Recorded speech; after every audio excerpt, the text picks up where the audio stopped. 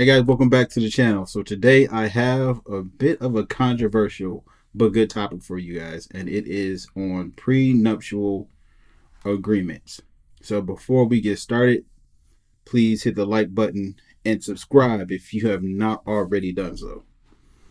All right, so prenuptial agreements. So this topic has been on my mind recently because it's come up in some recent conversations with friends of mine about the myths of prenups. So today I want to talk about myths around prenups. And my hope is that if you are someone who is considering presenting a prenup or would consider presenting a prenup before you marry someone and are maybe worried about some potential conflicts that may arise due to the myths around prenups, hopefully this will help you as far as providing some of those talking points. Or if you're a woman watching the channel and maybe you have some misconceptions or questions around prenups, hopefully this can help sort some things out for you.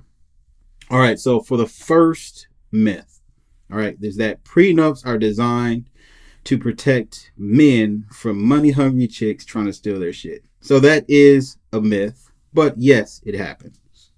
But the design of prenups is not just to present men from money-hungry chicks. I think that everybody can be reasonable and say that most women are not money hungry or greedy or gold digging. And frankly, most men do not even have the assets or money to qualify for being victims of super gold digging or money hungry chicks. So a little bit of history behind prenups is that prenups date way back, like to the Egyptian times. So once upon a time, women were considered a liability in the household. So when a man came around that was interested in marrying a guy's daughter, that woman came with a dowry. So for those of you guys who don't know what a dowry is, it's basically like a bag.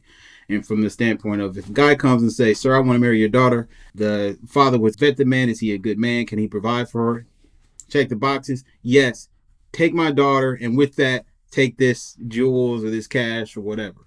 So part of that original marriage agreement would include what the dowry for that woman would be. So it may be $30,000 in diamond or gold or whatever, because women were considered liability. So from a husband marrying that woman, he would be removing that liability from that father, and as such came with a bag. Right.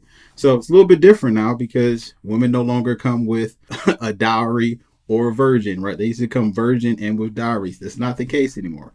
But that's how originally prenuptial agreements were arranged to account for what each party was bringing into the marriage.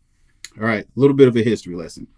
2, prenups prevent good women from getting fair compensation in the event that their husband leaves them. So this is another misconception that if a woman signs a prenup and she's a good wife and her husband decides to leave her, then she's going to be asked out and basically leave barefoot and pregnant or barefoot without the kids, right? Once again, this is not the case. So just from a statistical standpoint, women file for divorce 69% of the time, and 90% of the time if they are college educated. So it is much more likely that it's going to be the female leaving, right? Women leave for good reason, women leave for no reason.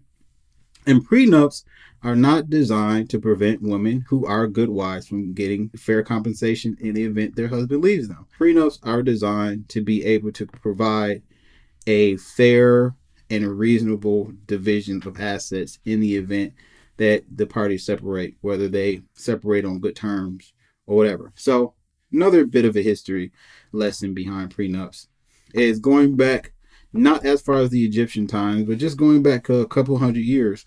There was once a time in which women could not own land. So in the event that they inherited land from their fathers, if they married a man, that husband would assume ownership of that land because the land will go into the husband's name. In the event that that man left her, she would be asked out.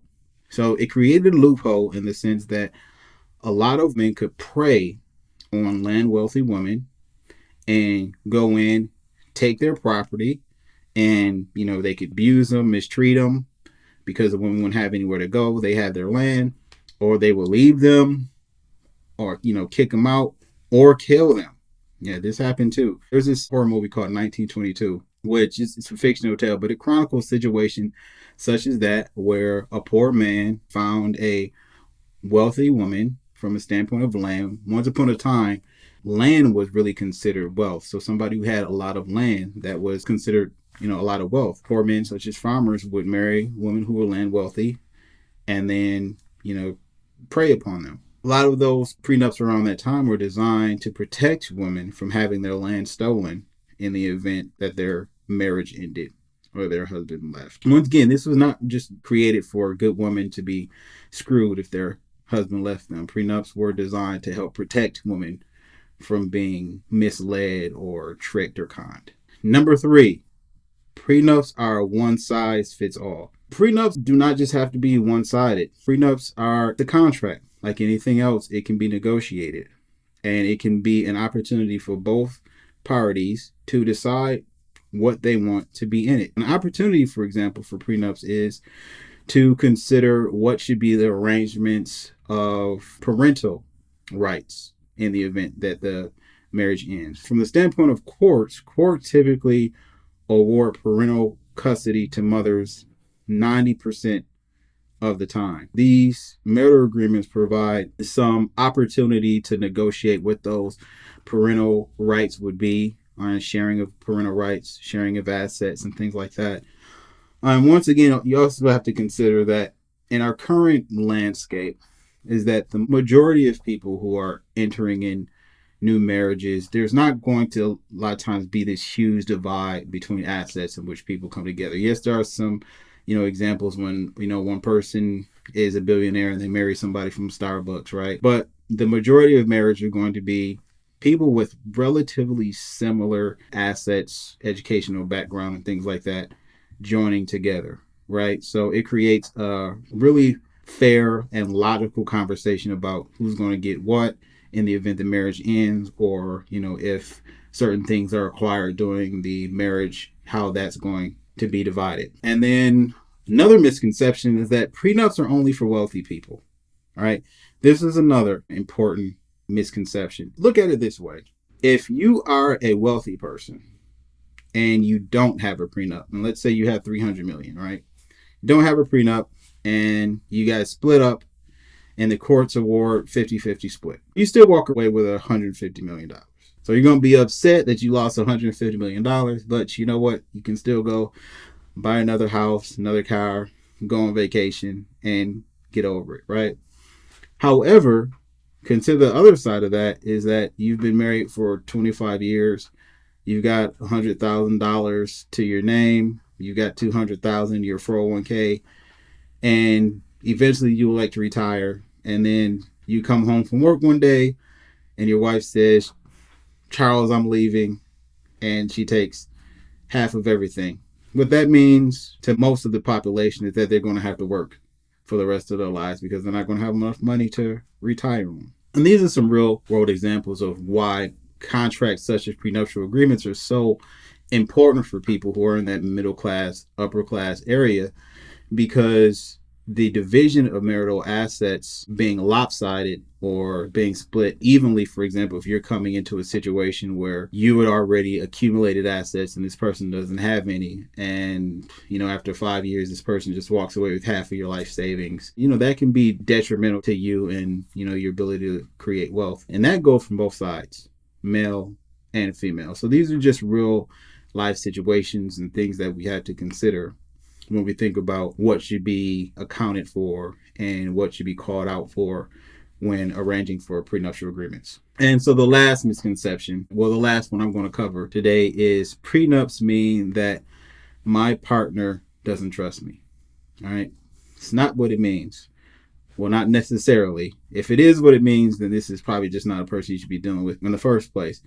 But what prenups really mean is that the person is logical and that they are taking a rational approach in working with you to negotiate that in the event the marriage does not last, that you have a fair and logical agreement on what arrangements will be made from a standpoint of child custody, division of property, division of assets, and such, so that both parties can be okay after their marriage, or that there is a fair divisions of assets once the marriage ends. If you don't have a prenuptial agreement and you're trying to make those decisions, you're making those decisions in a state where both sides are trying to be resentful or just trying to hurt each other, or you're including the courts to be part of that decision and bringing in, a third party to make decisions on your behalf. If you're thinking about doing a prenup, or if someone presents a prenup to you, these are some important things to consider. My personal opinion on prenups, I think they're really important aspect to think of when you're entering an arrangement with someone. It's important to know that you guys can work together and compromise. Just a good protection for both parties, not just men, but women. Because look, let's face it, everyone goes into marriage thinking that it's going to be forever and that things are going to work out. But people change, things happen, people want different things. And let's face it, 70% of the time, women file for divorce. With that, I will leave it. If you have comments, if I said anything wrong, please challenge me, enter in the comments. And until next time, take care.